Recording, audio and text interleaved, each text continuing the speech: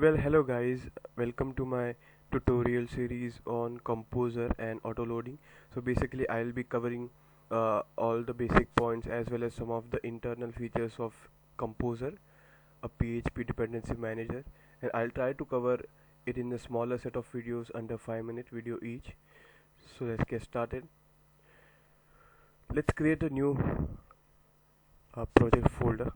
So I'm inside my terminal. I'm using Windows and using Git Bash. Let's create a folder called as Composer Training. Sorry.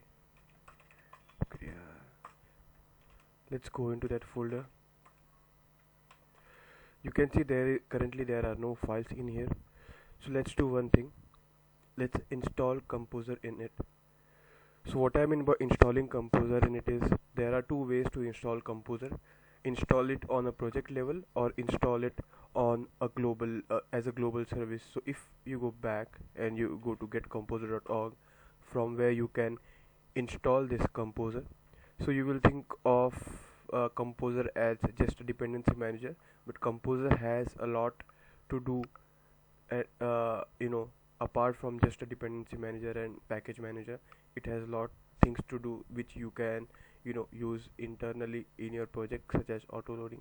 So we will be going each of those concepts in video by video. So let's get started. You can install it for Windows as well as for your Linux machine. I already have it installed on my Windows, but I'll just in a quick second explain you what is the difference between installing it locally and installing it globally. So if I go into my project folder and I am doing Composer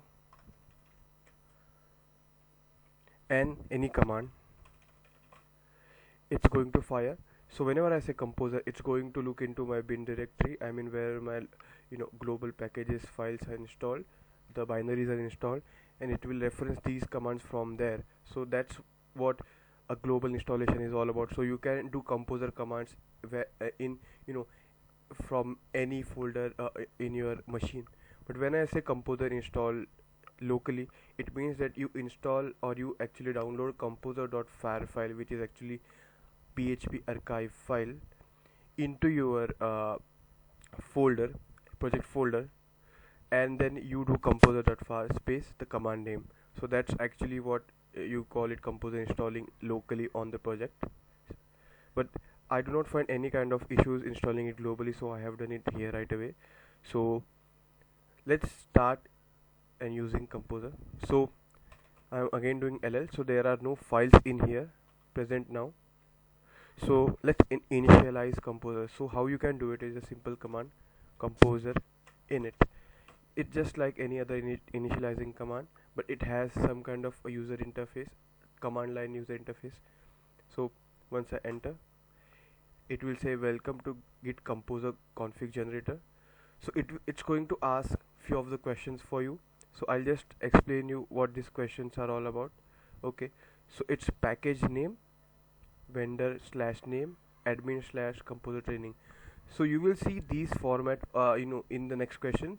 So the first part of this is what value you are actually going to enter in here. So it's the package name. This in the circular braces, what you see is the default format. So it expects a format in a form of vendor / name of your package or your project, and what you see in the square brackets is actually what a default value Composer is going to take if you skip this. So I'm just going to press enter and skip this. So it's going to take this value, admin / composer training. Description, let's write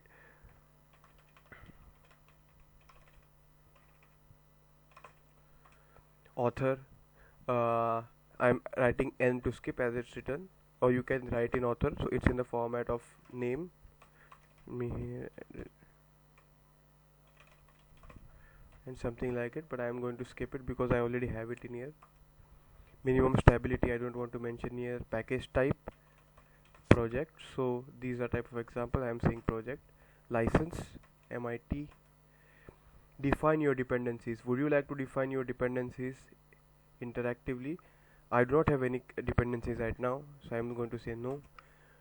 Would you like to define any dev dependencies? So you may find these two questions similar, but there is one difference in here. It's asking as dev dependencies, and it's asking for global dependencies. So I'm going to say no. It's going to say that confirm generation of your composer initialization file. This is what is going to have content in it. I'm going to say yes, and you are done. So now if I do ll, you will see a composer.json file. If I open it here, you will see all the content which all the data which we entered while initializing composer, I mean in the composer init command, is in here. You will notice that there is a require a property here which is having an empty JSON as a key, as a value. Let's just skip that for now and let's just go back. We will be covering it in later lectures. But now the composer is initialized, but we need to install it. Okay, so if I'm doing ll, you will see just a composer.json file. Now let's do composer install, and what it's going to do is it's going to simply download few of the files and one of the folder for you. It's actually an internal folder of composer which it manages everything. So